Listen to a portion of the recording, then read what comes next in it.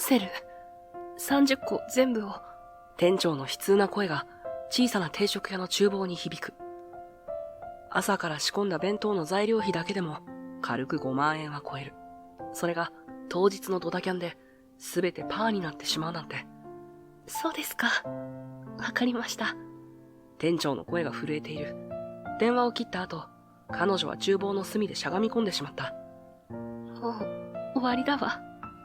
その言葉には深い諦めが滲んでいた。確かにここ最近は来客数も減っている。そんな中での今回の一件。でもまだ諦めるには早い。店長、30分だけください。慌てて携帯を取り出す。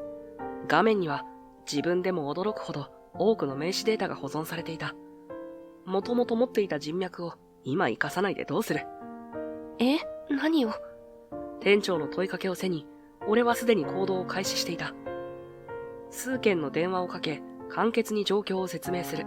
その30分後、店長、もう30個売れましたよ。信じられない、と店長が目を見開く。どうやって？俺の正体を問うような店長の眼差しに、俺は笑みを返すだけだった。俺の名前は倉田佑、34歳。最近、定食屋でアルバイトを始めた。アンティーク調の木の引き戸を開けると、懐かしい出汁の香りが鼻をくすぐる。カウンターの向こうでは、いつものように、店主の小栗晴美さんが包丁を握っていた。まな板に響く規則正しい音が、厨房に心地よいリズムを刻んでいる。お疲れ様です。倉田さん、今日も来てくれてありがとう。晴美さんの声にはいつも温かみがある。この定食屋、小栗食堂のオーナーである彼女は、午前7時の開店前から夜9時の閉店までほぼ一人で切り盛りしている。白いエプロンをした彼女の後ろ姿には、オーナーとしての機敏さがあった。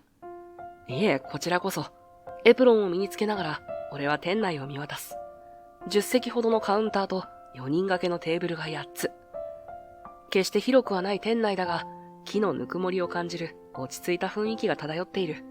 壁には季節の花が飾られ、朝日を受けて優しく輝いていた。この店は、晴美さんが母親から引き継いだものだ。時代に合わないと周囲から言われ続けた古い定食屋を半年かけてリニューアル。店内の雰囲気は残しながらも、メニューを現代風にアレンジして、去年の秋に再オープンさせた。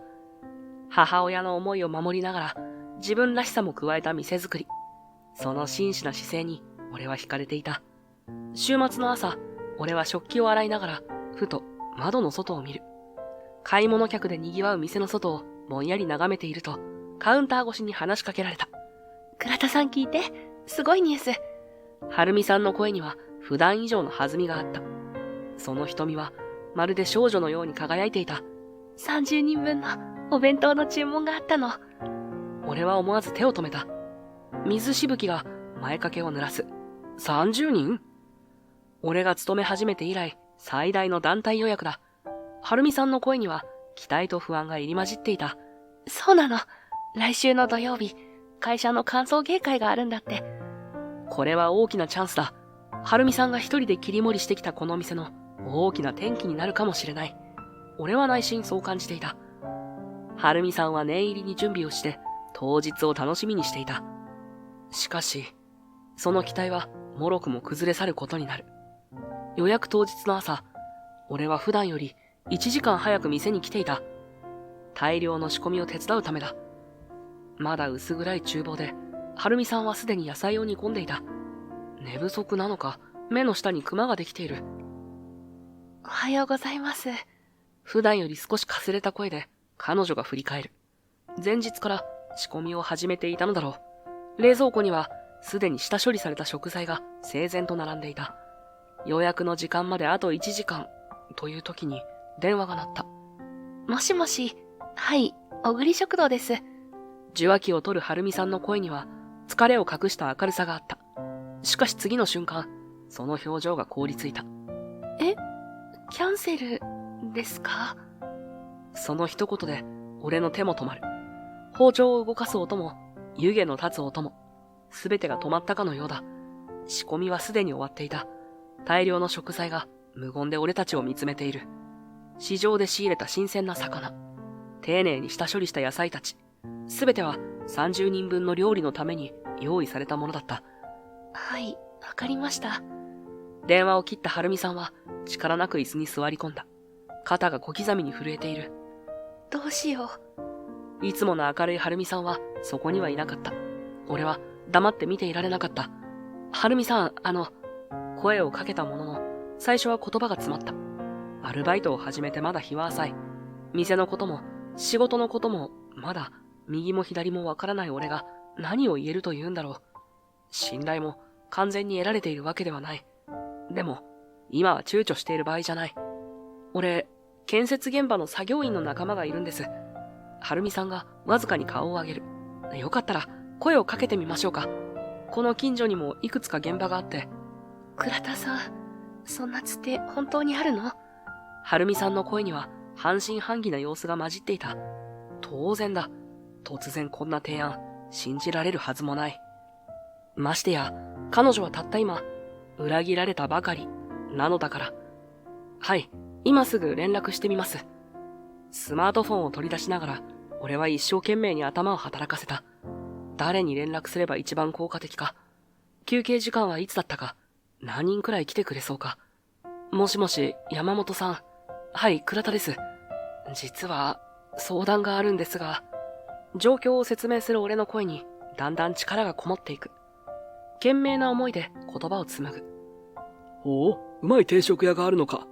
みんなちょうど腹が空いていたんだ。すぐに行けるから住所を教えてくれ。俺は思わずガッツポーズをしていた。電話を切ると、はるみさんの目に少しだけ光が戻っていた。30分後くらいには着くと思います。本当に？とりあえず準備しましょう。二人で料理を準備し終えたとき、店の引き戸が勢いよく開く音がした。すみません。作業着姿の男たちが続々と入ってくる。山本さん。よう倉田。エプロン姿も様になってるじゃねえか。うまそうな匂いだ。なんか懐かしい雰囲気だな。店内が一気に活気づく。いらっしゃいませ。はるみさんの声が少し上ずっている。今日はお肉のお弁当と、煮魚のお弁当、それと。用意してあった料理を説明していく。大人数を相手に、最初は緊張した様子だったはるみさんだが、注文を受けていくうちに、だんだん表情が和らいでいく。じゃあ俺肉で。煮魚が食べたいな。両方うまそうだから交互に食べようぜ。厨房では、はるみさんが手際よく料理を盛り付けていく。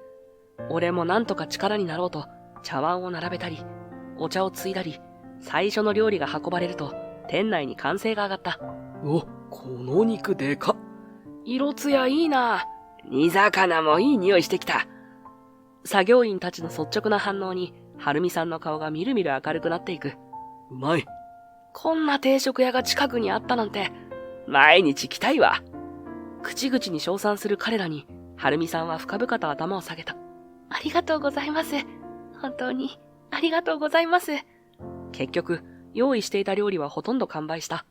作業員たちは、また来るからな、と約束して帰っていった。静かになった店内で、はるみさんが俺に向き直る。倉田さん、本当にありがとう。その瞳には涙が光っていた。照れくさくて、俺は視線をそらす。はるみさんの表情には、深い安堵と感謝が込められていた。頬を伝う涙は、これまでの緊張と不安が一気に溶けた証だろう。食材や料理が無駄になるところだったわ。倉田さんのおかげで事なきを得て、本当に感謝しているの。なんとかなってよかったです。はるみさんの料理が食べられずに捨てられるなんて、もったいないですから。もう、倉田さんたら。でも。はるみさんが真剣な眼差しで俺を見つめる。あなた、一体何者なの？建設現場の方って言ってたけど、あんなにたくさんのお知り合いがいたのね。ああ、ちょっと昔、建設関係の仕事をしてたことがあって、いろいろ良くしてもらったんです。今も時々連絡を取り合ってて、曖昧な答えになってしまったが、幸い、はるみさんはそれ以上は尋ねてこなかった。その出来事から数日が経った頃、店内に響く引き戸の音がいつもより荒々しかった。いらっしゃいま。兄さん。はるみさんの声に緊張が走る。俺は思ってもいない言葉に皿洗いの手を止め顔を上げた。そういえばはるみさん、以前兄が一人いると言っていたな。小栗食堂の入り口にスーツ姿の男性が二人立っている。先に店へ入ってきた方がはるみさんのお兄さんだろうか。顔立ちがよく似ている。二人の様子を見守っていると、お兄さんが俺の方を見た。君はここの従業員かい？はい、アルバイトです。そうか。こんな寂れた店でよく働けるね。苦労しているだろ？いえ、そんなことはないです。まあ、はるみの前じゃ言いにくいか。私は小栗和之、はるみの兄だよ。そう言って名刺を渡される。小栗建設会社代表取締役社長の肩書きが書いてある。私は父の後を継いで、まあ、いわゆる二代目社長というわけだ。お兄さんはお父様の、はるみさんはお母様の後を継いだということですか。話だけ聞けば、二人とも親孝行者だなと思える。しかし、和幸さんとはるみさんの間に流れる空気感は、とても仲のいい家族のものには見えない。で、何の用？はるみさんの声には警戒心が滲んでいた。普段の温かな表情や口調は消え失せ、思わずすくみ上がりそうになる。実は、この前の団体予約の件でお話があります。和幸さんの横にいた男性が一歩前に出た。身長180センチほどの細身の体型で、黒縁のメガネをかけている。スーツは一つのシワもなく、黒髪はまとめて整えられている。中立と申します。先日は大変申し訳ありませんでした。その声を聞いた瞬間、はるみさんの両肩が上がり、背筋が伸びた。俺も思わず皿を握りしめた。中立さんは45度に頭を下げたが、すぐに顔を上げた。実は、あの予約は私が入れさせていただいたのですが。どういうことですか？はるみさんの声に嫌悪の色が帯びる。和幸社長に店の経営状態を調べる良い方法があると提案させていただいたんです。こちらの店の対応力を試させていただこうと。はるみさんの顔から血の気が引いた。もちろん俺からも。何を言っているんだ、彼は。試す？私の店を？今回のような大規模なキャンセルですぐに経営が傾くような店はいずれ潰れるんです。正直予想通りの結果でした。中立さんは胸を張り、顎を上げた。俺の唇が乾き、両手は拳を作っていた。兄さん、あなたはそれを知っていたの？こんな卑怯な真似、営業妨害よ。和幸さんは腕を組み、店内の古い木製カウンターや使い込まれた調理器具を一つ一つ見た。こっちは真実を教えてやっただけさ。中立の発案は面白いと思ったよ。こんな店、経営なんてやっていけるわけがない。いろいろ調べさせてもらったよ。客単価2000円以下。座席回転率 1.2 回。人件費率 40% 超。これじゃあ、利益なんて出るわけがないじゃないか。和幸さんは会計士のように数字を並べ始めた。はるみさんはそんな兄を睨みつける。だから何？お客様がいることに変わりないわ。私は親切心で言ってやってるんだぞ。母さんの夢だかなんだか知らないが、時代遅れだ。採算が取れない店に価値なんてないんだよ。和幸さんは売上表を見るような目で妹を見た。お前が引き継いでから半年、売上は前年比 80% まで落ちている。これじゃあ母さん以下だ。はるみさんの両手が震え始めた。指先が真っ白になるほどエプロンを握りしめている。違う。はるみさんの声が店内に響いた。この店には価値があるの。先日だって結局は30人分の料理をさばけたわ。はっ。和幸さんは鼻で笑い、言葉を遮った。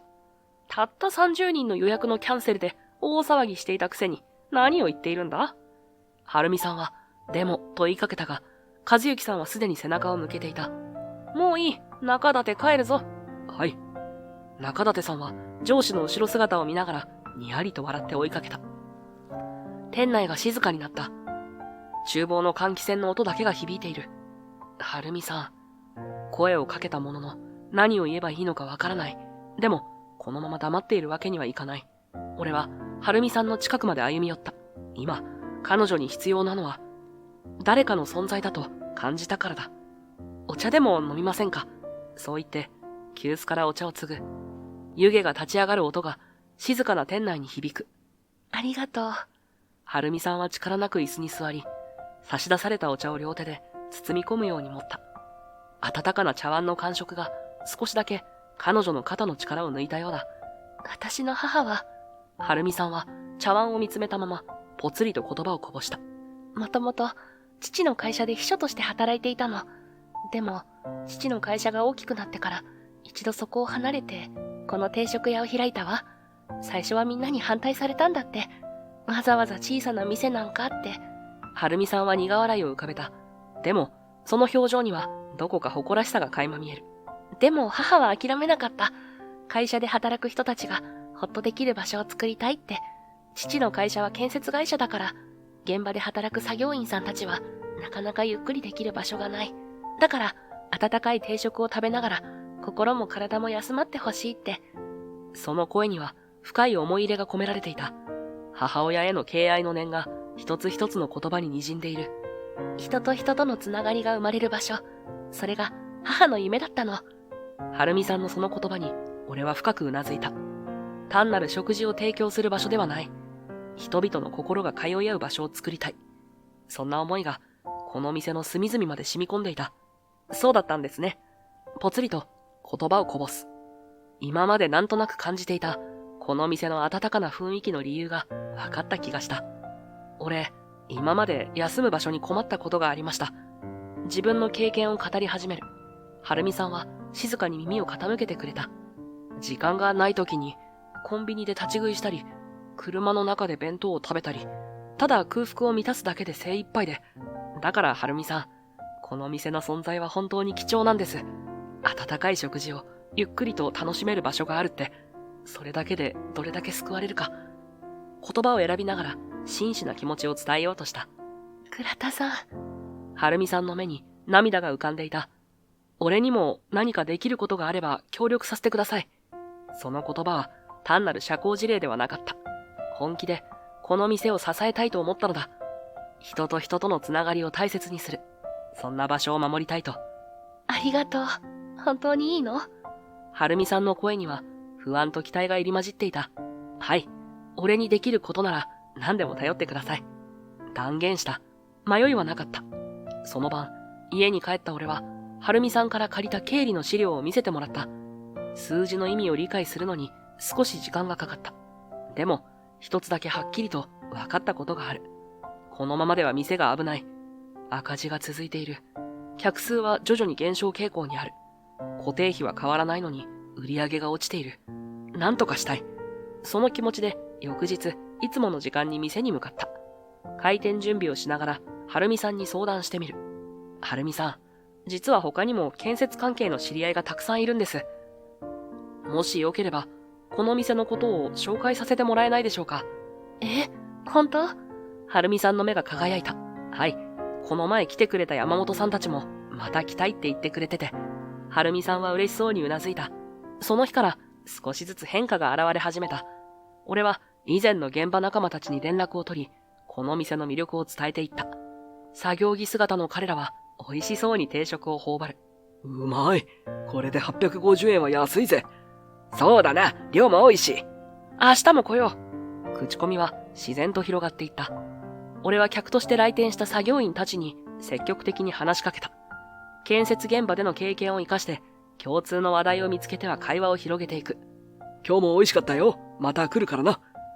そう言って帰っていく常連客を見送りながら、俺は考えていた。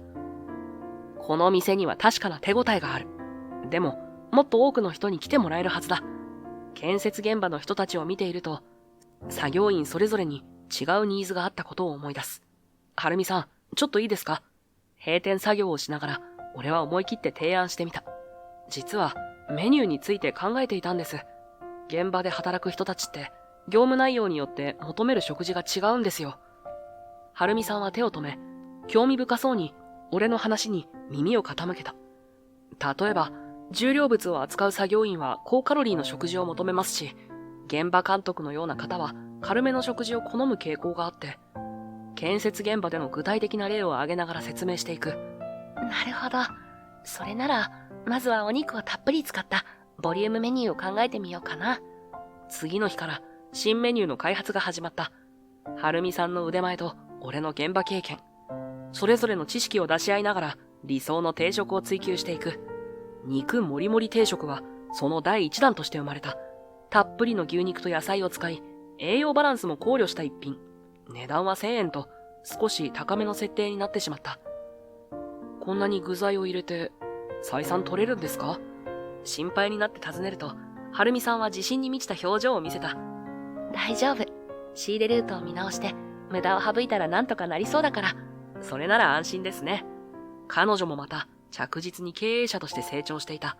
新メニューは予想以上の反響を呼んだ。お、すげえうまい。これだけ食えれば午後の作業も余裕だな。他の現場の連中にも教えてやるよ。作業員たちの間で評判が広がっていく。そして、その姿を見ていた他のお客さんからも少しずつ興味を示され始めた。すみません。ある日、スーツ姿の男性が声をかけてきた。あそこの建設作業員の方々が美味しそうに食べているのを見て、私たちも何かおすすめメニューをいただけませんか？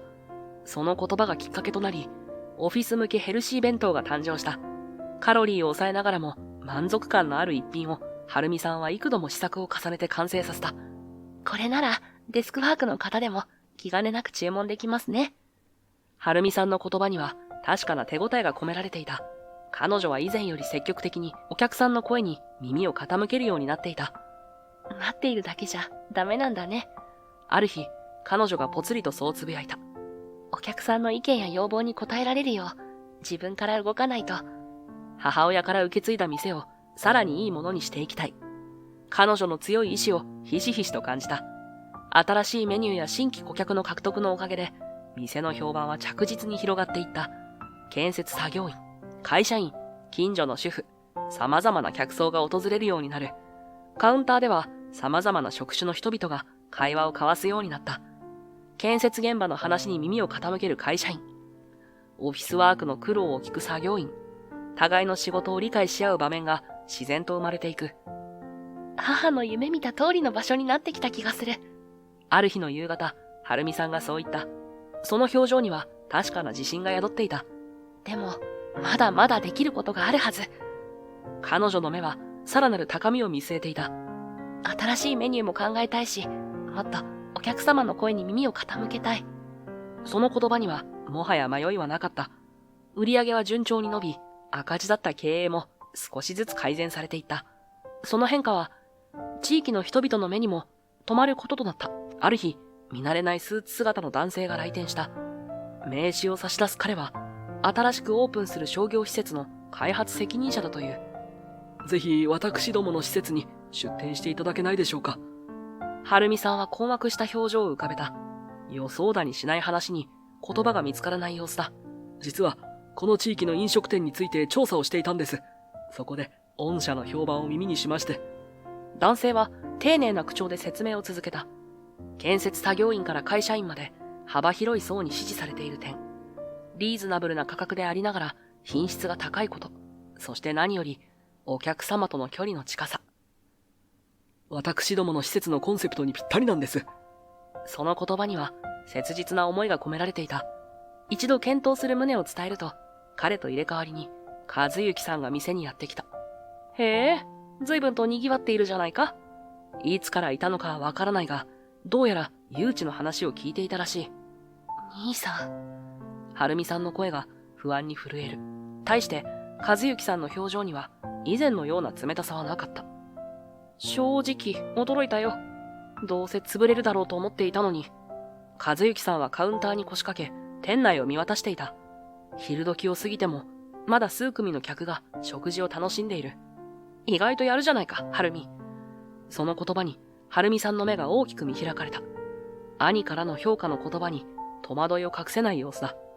実は私からも提案があってね。和幸さんはポケットから一枚の図面を取り出した。うちで新しいビルを建てる計画があるんだ。その1階のテナントとしてこの店を入れないか？はるみさんは言葉を失った。つい先ほどまで商業施設からの誘いに戸惑っていたのに、今度は和幸さんからの提案。しかも以前まで店を見下していた彼が、場所は駅前、人の流れもいい、家賃もできるだけ優遇しよう。和幸さんの声には以前のような敵意は感じられない。むしろ、純粋なビジネスマンとしての提案のように聞こえた。少し考えさせて。はっきりした口調で晴美さんは答えた。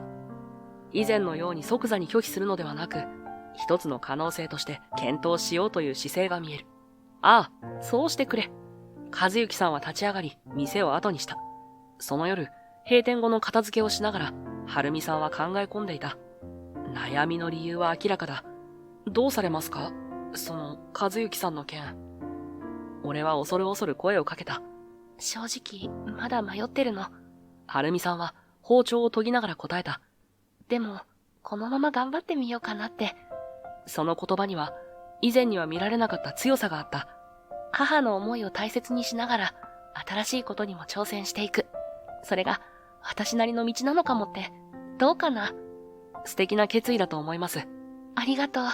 倉田さんに背中を押してもらえたら、きっともっと頑張れるわ。それから数日後の昼時、いつもなら賑やかな店内の空気が、どこか重く感じられた。倉田さん、ちょっといいかな？常連で、近くの工事現場で働く岩崎さんが、珍しく真剣な表情で声をかけてきた。彼の後ろには、普段一緒に来店する仲間たちの姿もある。みんな、どこか浮かない表情を浮かべていた。どうかしましたか？岩崎さんは周りを見渡し、声を潜めて話し始めた。実は、小栗建設の新築工事現場で大変な問題が見つかったらしいんだよ。え？その言葉に思わず声を出す。和幸さんの会社の話じゃないか。俺たちの現場じゃないんだが、業界内で噂になってて、地盤調査の報告書に不正があったらしい。岩崎さんは慎重に言葉を選びながら状況を説明してくれた。複数の建設会社が関わる大規模工事。その中核を担う小栗建設で重大な問題が発覚したという。今朝、現場監督から聞いたんだ。建物に傾きが出始めてるって。隣にいた村井さんがさらに具体的な情報を付け加えた。どうも地盤の指示力が足りないのにデータを改ざんして工事を進めちまったみたいでな。それはまずいですね。話を聞きながら信じられない気持ちになる。建設業界での経験からこの問題の深刻さが痛いほど分かった。納期に追われすぎて必要な調査期間も取れなかったらしい。コストカットのために地盤改良工事も最小限に抑えたって話だ。そんなことが。そのせいで他の小栗建設の現場も完全に止まってるんだと。信用ならないから再調査が始まるらしいぜ。このままじゃどこも絶対に納期に間に合わないだろうな。損害賠償の話も出てきて億単位になるかもしれないって。会社が傾くレベルだって噂が飛び交ってるよ。すると、晴美さんが俺たちの話に入ってきた。今の話、本当なの？その声には激しい動揺が滲んでいた。無理もない。あまり仲が良くなかったとはいえ、兄の、父親の会社が存続の危機に立たされているのだから。その日の夕方、晴美さんは決意したように携帯電話を取り出した。兄さんに連絡してみる。震える指で画面を操作する。1度、2度、3度。しかし、和幸さんはなかなか電話に出ない。5度目の電話で、やっと電話がつながった。もしもし、兄さん、私よ。晴美さんの呼びかけに応える和幸さんの声は疲れ切っていた。晴美か。会社が大変なことになってるって聞いたの。本当？今夜店に行く。そこで話そう。その夜、閉店直後に和幸さんが店を訪れた。普段の威厳ある姿はなく、ただ疲れ切った様子で椅子に座り込んだ。実は、和幸さんはゆっくりと口を開いた。私の知らないところで、誰かが勝手に建築計画を進めていた。必要な検査を省き、データまで改ざんしていたんだ。その声には怒りと後悔が混ざっていた。私の管理不足だ。もっとしっかりと現場を見るべきだった。デスクワークにばかり時間を費やしていなければ。和幸さんは深いため息をつく。でも、まさか社内の人間がここまでやるとは。犯人が誰かわからないの？ああ、周囲には信頼できる人間しかいない、と、そう思っていたんだがな。その言葉に、俺は耳を澄ませた。社内の人間による不正。どこか見覚えのある事例のような気がした。誰かが私の印鑑を使って勝手に決済を通していたんだ。地盤調査の結果も改ざんされていた。勝手に工期を短縮し、必要な工事を省いていた。和幸さんは疲れた様子で、カバンからファイルを取り出す。今朝、内部調査で分かったことなんだが、工期短縮で浮いた予算を別の企画に回していたらしい。誰かが自分の手柄を作るためにな。和幸さんは内部調査の報告書を広げた。そこには組織的な不正の全容が記されていた。必要な地盤調査の省略、データの改ざん、無理な工期短縮、予算の流用。私の監督不足だ。もっとしっかりと目を光らせるべきだった。深いため息をつく和幸さん。肩を落とし、まるで別人のように弱々しい。俺は黙って報告書に目を通していた。その時、ある決裁書の署名欄に目が留まる。まさか。いや、今は犯人の特定よりも先にすべきことがある。もう手の施しようがない。このままでは会社が。和幸さんの言葉が重く店内に響く。晴美さんは言葉を失ったように立ち尽くしている。公共工事をするにしても莫大な費用がかかる。そんな資金はない。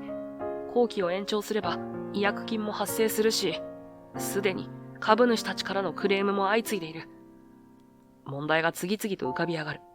出口の見えない迷路に迷い込んだような絶望感が和幸さんを包み込んでいた。和幸さん、落ち着いてください。工事のデータを見せてもらえませんか。和幸さんは一瞬、困惑の表情を浮かべながらも、タブレットを立ち上げ、今最も問題となっている建設物の図面とデータを見せてくれた。それは、建設の全工程を示す資料だった。確かに、地盤の指示力は不足しています。でも、この段階ならまだ間に合います。俺はタッチペンを借り、図面に赤字で書き込みを始めた。手が自然と動く。これまでの経験と知識が、まるで血が流れるように全身を巡っていく。懐かしい感覚だった。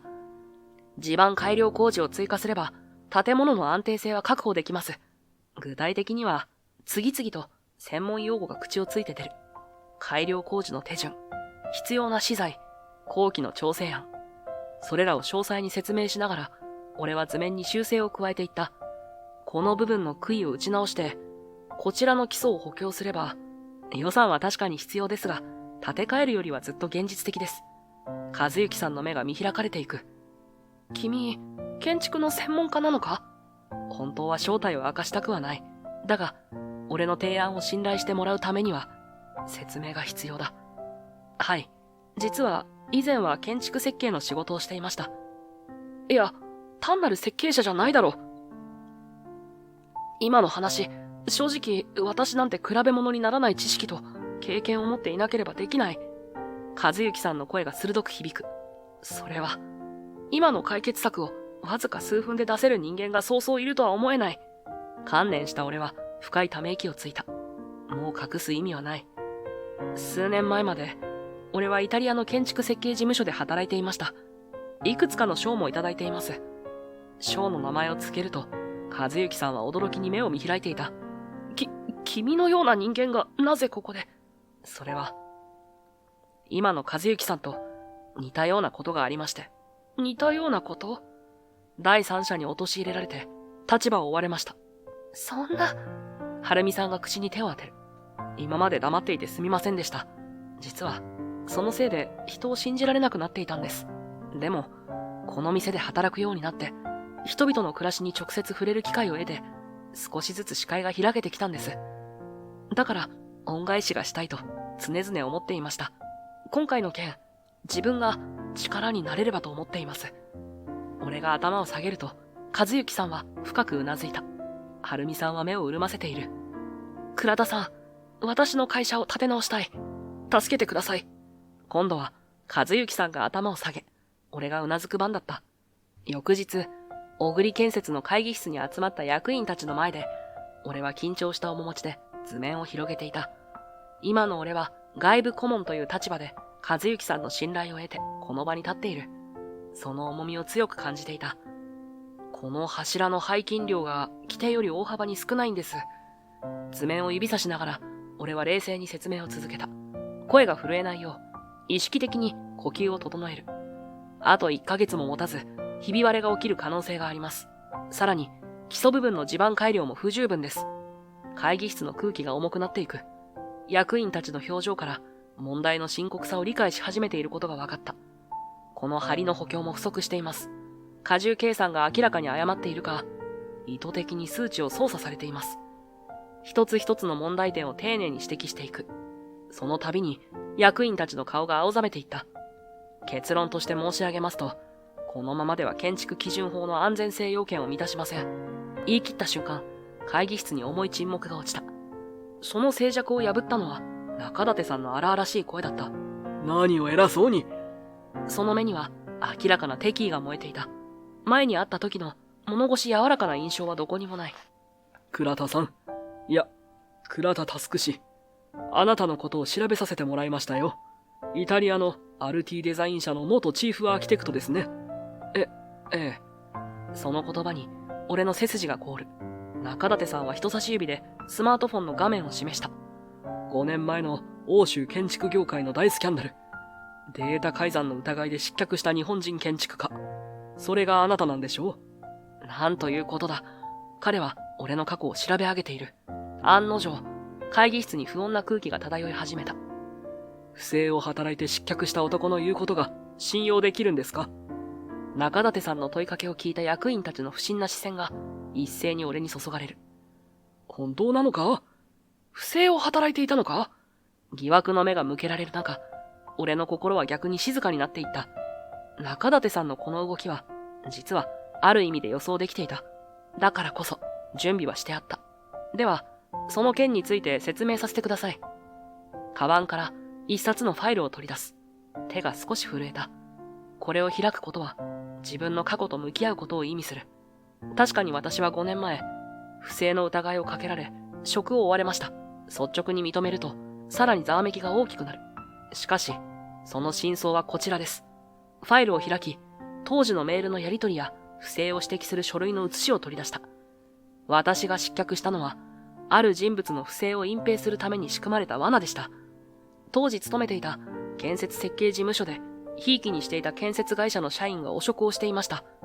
その人物は、穴埋めのために当時進めていたプロジェクトで無理なコストカットを行い、それを設計側のデータ改ざんだとして処理をしたんです。俺は当時集めていた証拠たちを提示する。これを明るみにする前に、俺は責任を押し付けられて、イタリアから追い出されたのだ。あの時は泣き寝入りするしかなかったし、これまで築き上げた仲間との絆が簡単に崩れたことで、何もかもからやる気を失っていた。でも今なら、これを武器にもう一度戦える。この証拠を持って、俺が告発したかった人物。何を隠そう。あなたですよ、中舘さん。中舘さんの顔がこわばる。当時、私は中舘さんが行っていた不正工事の証拠を掴んでいました。それを報告しようとした矢先、逆に私が不正を働いていたという噂が広められ、は何を言い出すかと思えば。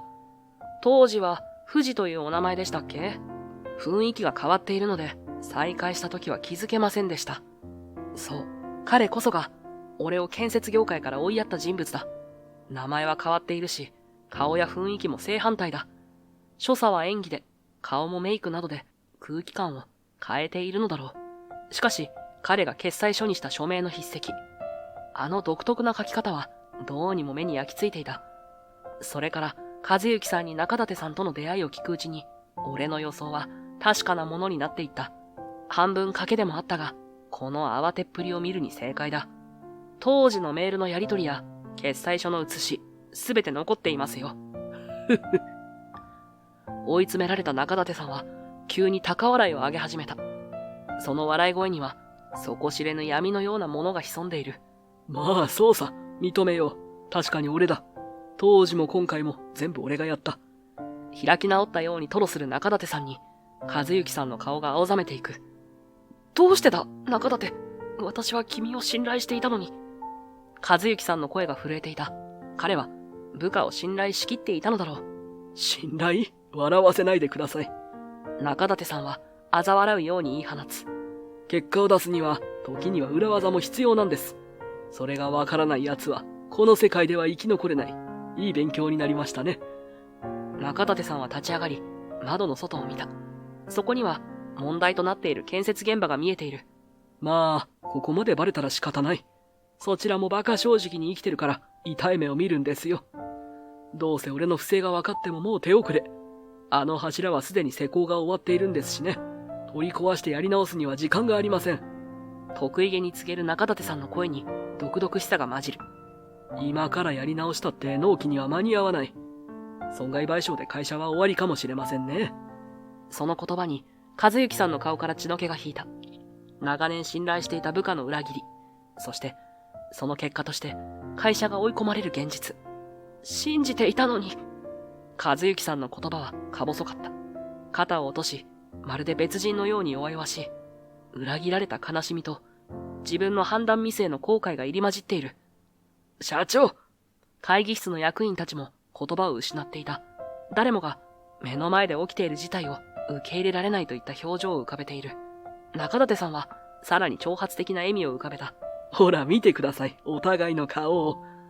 中立さんは会議室の役員たちを指さした。声には底意地の悪い楽しみが滲んでいる。みんなバカみたいに真面目なんですよ。特に社長はね。彼は和幸さんの方に向き直る。瞳にはあざけりの色が濃い。お坊ちゃん社長は結果だけ見て、君は優秀だなんて言ってくれる。バカ正直で本当に助かったよ。おかげで好き放題やれた。その言葉の一つ一つが和幸さんの心をえぐるように突き刺さる。彼の顔がみるみる蒼白になっていく。もう間に合わないのか。和幸さんの声はかすれていた。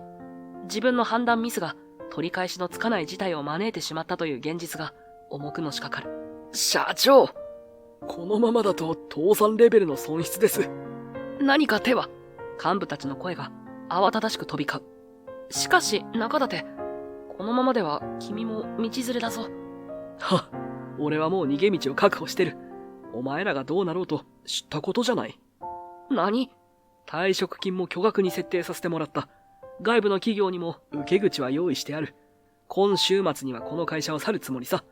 ちょうどいいタイミングでお誘いをいただいてるんでね。中立さんは勝ち誇ったように続ける。すべては計算済みなのだと。会社が潰れる直前に逃げ切る。それが彼の周到な計画だった。俺はそんな中立さんを見つめながら心の中で固く誓った。絶対にこのままにはさせない。大丈夫。まだ方法はあります。俺の声が重苦しい空気に切り込んでいく。全員の視線が一斉に俺に向けられた。何を言ってるんだ。中立さんが嘲笑うように言い放つ。その目には俺を見下すような色が浮かんでいる。もう手遅れだって言ってるだろう。だが俺は毅然とした態度を崩さなかった。むしろ中立さんの挑発的な態度により一層の確信を得ていた。確かに柱の背筋は不足しています。でもまだ建物は完成していない。今なら補強工事が可能です。既存の柱を生かしながら新たな補強材を組み込む工法があります。具体的には、俺は広げっぱなしの図面上に赤い線を引いていく。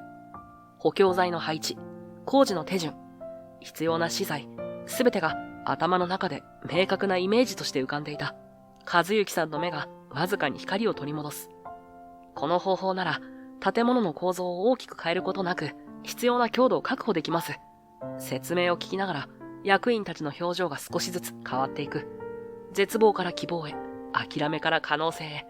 ですが、中立さんが強い口調で遮る。そんな急な設計変更、施工業者が承諾するはずがない。工期も間に合わないし、費用も。彼の声には焦りが混じっていた。しかし、俺はその言葉も想定内だった。施工業者との調整は私の方で行います。カバンから別のファイルを取り出す。実は、現場監督の山本さんとは旧知の仲でして。すでに相談済みです。中立さんの顔から血の気が引いた。予想外の展開に彼の表情がこわばる。山本さんは、この補強工事なら2週間で完了できると。追加費用も当初の予算内に収まる見込みです。役員たちの間から安堵のため息が漏れる。和幸さんは深くうなずいた。倉田さん、ありがとう。その言葉には心からの感謝が込められていた。いや、まだ終わっていません。俺は中立さんの方を見た。彼の狡猾な性格を知っている俺にはまだやるべきことがあった。和幸社長、中立さんの件についてもう一つ重要な報告があります。ポケットから USB メモリを取り出す。これは中立さんが外部企業とやり取りしていたメールの記録です。な？中立さんが思わず声を上げる。イタリアで失脚した後、私は証拠集めを続けていました。そして中舘さん。いや、富士山の行動パターンが見えてきた。立ち上がり、プロジェクターに映し出す。そこには、中舘さんが裏で進めていた工作の証拠が克明に記録されていた。彼は必ず逃げ道を用意します。今回もある企業と内密に連絡を取り合っていた。そこへの転職を前提に、この不正工事を進めていた。先ほど彼が自ら証言してくれたことですね。資料を一枚一枚丁寧に説明していく。中舘さんの顔がみるみる青ざめていった。その企業との間で、小栗建設の機密情報がすでに流出していた形跡もある。これは明確な背任行為です。そんなバカな。中舘さんは慌てて立ち上がったが、すでに遅かった。会議室のドアが開き、警察の姿が見えた。俺が事前に通報していたのだ。本人の自白も録音済み。これで警察は動くことができる。事態を把握した瞬間、中舘さんの強がっていた態度は完全に崩れ去った。彼はうろたえ、逃げ出そうとしたが、いとも簡単に取り押さえられた。人の人生を狂わせてきた男の逮捕劇はあっという間だった。その後、工事は急ピッチで進められた。俺の設計による補強工事は予定通り2週間で完了。建物の安全性も完全に確保された。新しいビルの完成式典は小雨の降る日に行われた。俺も招待を受けて、はるみさんと一緒に参列していた。無事完成してよかった。はるみさんの声には心からの安堵が滲んでいた。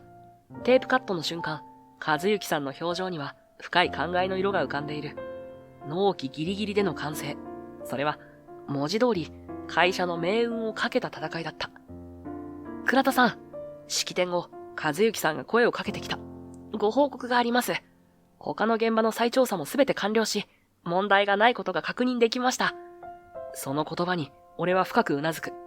中舘さんの不正発覚後、小栗建設はすべての進行中の工事について徹底的な見直しを行っていた。取引先への説明もすべて終わりました。皆さん、私たちの対応を評価してくださって。和幸さんの声には誇りが混じっていた。不正を隠すのではなく、すべてを明らかにして真摯に対応する。その姿勢が少しずつ信頼を取り戻すことにつながっていた。それと、はるみ、和幸さんが妹の方を向く。やはり、このビルの1階テナントは君にお願いしたい。はるみさんの目が大きく見開かれる。以前、和幸さんが持ちかけた話。あの時は保留にしていた提案だ。兄さん、本当にいいの？ああ、今回の件で私も多くのことを学んだ。人と人とのつながりの大切さを。和幸さんは、はるみさんの店で働く俺の姿を見ながら、ふと言葉を続けた。母さんが大切にしていた思い。それを受け継いでいるのは、間違いなくはるみだった。その言葉に、はるみさんの目が潤む。でも、今のお店を離れるのは。そのことだが、小栗食堂の2号店という形にするのはどうだ？はるみさんの目が大きく見開かれる。予想外の提案に言葉が出てこない様子だ。2号店。ああ、はるみもあの場所は大事にしたいだろう。和幸さんのはるみさんに寄り添った提案に、俺は兄弟の絆が修復しつつあることを感じた。兄さんの提案はありがたいけれど、でも2号店なんて私一人では。心配ない。資金は私が出す。人材の確保も手伝おう。和幸さんは自信に満ちた表情で続けた。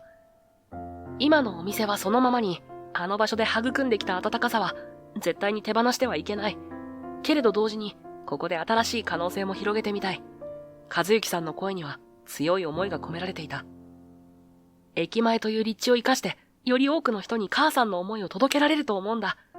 でも、正直不安なの。はるみさんは率直に気持ちを伝えた。今の店だけでも大変なのに、2号店となると、私支えきれるかな？大丈夫。私が全面的にバックアップする。和幸さんは力強く言った。例えば、うちの新入社員の研修の一環として、接客や調理の基本を学ばせてもらうとか、社員食堂としての契約も結ばせてもらう。それなら安定した収入源にもなるんじゃないかな。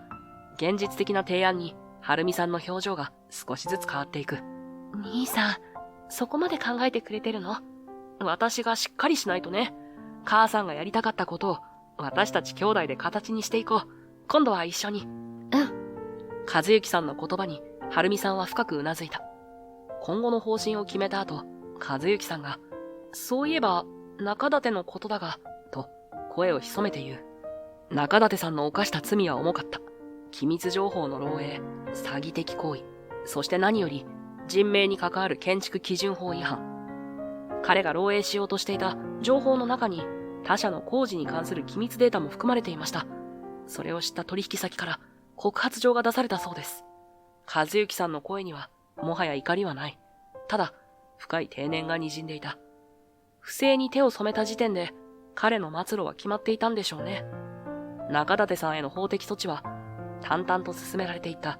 そして、過去の罪も徐々に明らかになっているらしい。イタリアの件まで掘り起こしてもらえるかはわからないが、彼がきちんと裁かれるなら、もういい。だって、おかげで新たな絆を築くことができたのだから。はるみ、倉田さん、こちらへ。和幸さんに導かれ、俺たちは新しいビルの1階に足を踏み入れる。大きな窓から差し込む光が、広々とした空間を柔らかく照らしていた。ここが、小栗食堂の2号店になるのね。はるみさんの声が、期待と決意に震える。工事は来月から始められます。オープンは年内を予定していますが、よければ、設計図を倉田さんに見ていただければと思っています。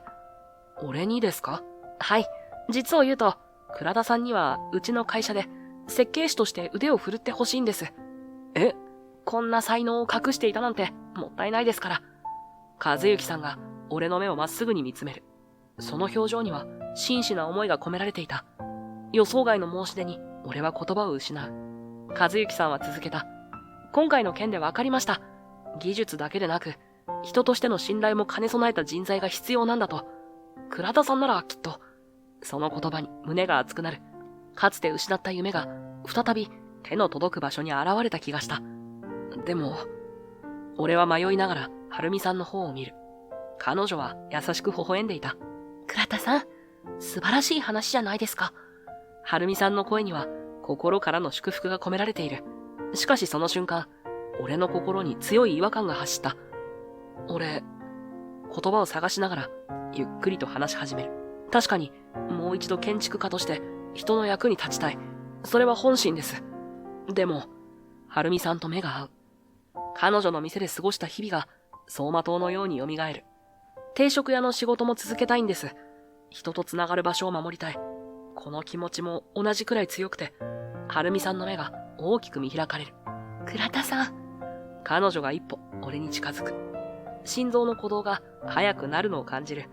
私も、このままあなたと一緒に働きたい。はるみさんの声が震えていた。感情を抑えきれないような、そんな響きだった。はるみさんの作る料理を、俺がお客さんに届ける。その時の会話や笑顔が本当に大切で、言葉を詰まらせる俺に、和幸さんが静かに笑顔を向けた。なるほど。両立という形はどうでしょう。その提案に、俺とはるみさんは同時に顔を上げる。例えば、午前中は設計の仕事、午後からは店の仕事、そんな形で、和幸さんは具体的な案を示していく。新しい店舗の設計から始めて、徐々に他のプロジェクトも、もちろん無理のない範囲で。その言葉に、俺の心が大きく揺れる。これなら、どちらも諦めなくて済む。それって本当に可能なんですか？そんなこと許してもらえるんですか？不安と期待が入り混じる気持ちで、和幸さんに尋ねる。ええ、私が提案しているんですから、可能です。私にとっても、それが理想的だと思います。和幸さんは力強くうなずいた。建築と食事、一見別々の仕事に見えますが、どちらも人の暮らしを支える大切な仕事。その両方を理解している人材はとても貴重です。確かにその通りだ。建設現場で働く人々の気持ちを知っているからこそ、より良い設計ができる。そして、人々の暮らしに寄り添う食堂だからこそ、心のこもったサービスができる。それに、和幸さんが意味ありげに続ける。はるみのことも君に任せられると思ってね。はるみさんが顔を真っ赤にする。俺も心臓が飛び出しそうになった。もう、兄さんたら。はるみさんが慌てて抗議するが、和幸さんは楽しそうに笑っている。この場の空気が一気に和らいだ。その日の夜、閉店作業を終えた後、俺ははるみさんと二人、店の片付けをしていた。窓の外はすでに暗く、店内の明かりだけが柔らかな光を投げかけている。はるみさん、ふと声をかけていた。何気ない日常の一コマ。でも、今なら言える気がした。今日は、和幸さんから素晴らしい提案をいただいて、とても感謝しています。こちらこそ、倉田さんの決断をありがたく思っているわよ。はるみさんが微笑む。でも、それ以上に大切なことに気づいて、何かしら。手を止めて、まっすぐにはるみさんを見つめる。心臓が早金のように打っている。俺、小栗食堂で働き続けたい。でも、それ以上に、はるみさんと一緒にいたいんです。その言葉に、はるみさんが目を瞬かせた。建築の仕事も、この店の仕事も、全部やりたい。でもそれは、はるみさんと一緒だから意味があるんです。はるみさんが、近くにあった店のタオルを手繰り寄せ、目元に当てた。彼女の瞳には涙が光っていた。倉田さん。はるみさんが一歩近づいてくる。私もずっと言えなくて。その声は感情を隠すように震えていた。最初はただのアルバイトさんだと思ってたのに、いつの間にか大切な存在になって。はるみさんの言葉に胸が熱くなる。母の夢を守ろうとする私の気持ちを誰よりも分かってくれて、支えてくれた。一人の人間として尊敬する気持ちだけじゃなくて、それ以上にあなたの一番になりたいっていう自分がいるの。俺は恐る恐る手を伸ばす。はるみさんの手が柔らかく重なってきた。これからも、店も夢も全部一緒に頑張っていきたい。はい、俺もそうしたいです。その言葉に二人の気持ちが確かに重なり合う。街灯の光が窓から差し込み、二人の影を優しく照らしていた。それから数週間後、小栗食堂の厨房で、俺は食器を洗っていた。倉田さん、お疲れ様。和幸さんが店に入ってきたとき、最後の食器を拭き終えたところだった。彼の表情は以前よりずっと柔らかくなっている。お疲れ様です。俺が答えると、和幸さんはカウンターに腰掛けた。手には一枚の書類を持っている。今日現場から面白い提案があってね。和幸さんの声は嬉しそうに弾んでいた。社長変わりましたね。思わずそう言ってしまう。数ヶ月前までの和幸さんなら、現場の声なんて気にも留めなかっただろう。ああ、数字や効率ばかり追いかけていた。でも、あの件以来気づいたんだ。人とのつながりを大切にしないと会社は成り立たない。その言葉に俺は深くうなずく。誰よりもその気持ちが分かった。イタリアで挫折した時、俺も人を信じる気持ちを失っていた。でも、この店で働き始めて、人々の暮らしに直接触れることで、もう一度前を向くことができた。そうだ、社長、新しい設計図なんですけど、俺が目配せすると、はるみさんが厨房から顔を出す。今、持ってくるわね。はるみさんが一枚の図面を取り出した。昨夜、二人で話し合って書き直したものだ。ここのカウンターを円形にして。はるみさんが説明を始める。和幸さんは真剣な面持ちで一つ一つの提案に耳を傾けていた。人と人が自然と会話できる空間に、お母さんの思いをもっと形にしたくて。はるみさんの言葉には強い思いが込められている。俺はその横顔を見つめながら考えていた。設計士として再びチャンスをつかめたのは本当に幸運だった。でも、それ以上に大切なものをこの店で見つけることができた。人とのつながり、温かな気持ちが行き交う場所、そしてかけがえのない人との出会い。素晴らしいじゃないか。和幸さんが最高の笑顔で評価してくれる。ありがとうございます。俺は深々と頭を下げた。この提案には、これまで培った技術だけでなく、小栗食堂で学んだ全てが詰まっている。人は誰でも挫折を経験する。夢を失い、前に進む勇気を見失うこともある。俺もそうだった。でも、誰かと出会い、つながることで、また歩き始めることができる。小栗食堂は、そんな場所だった。単なる食事を提供する店ではない。人と人とのつながりが生まれ、温かな気持ちが行き交う場所。そして、俺にとっては、新しい人生の始まりの場所。そろそろ、夕方の準備を始めましょうか。はるみさんの声に、俺は笑顔で答える。まな板を叩く音が、心地よいリズムを刻み始める。これからも、設計士として人々の暮らしを支える空間を作っていく。そして、この店で人々の心に寄り添う食事を提供していく。その二つは、決して別々の仕事ではない。どちらも人々の幸せのためにある。俺はそのことを誰よりも理解している。すみません、2名で。はい、いらっしゃいませ。はるみさんの声にもう一度エプロンを締め直す。新しい人生はまだ始まったばかり。そう確信しながら、俺は今日もお客様を迎える準備を始めた。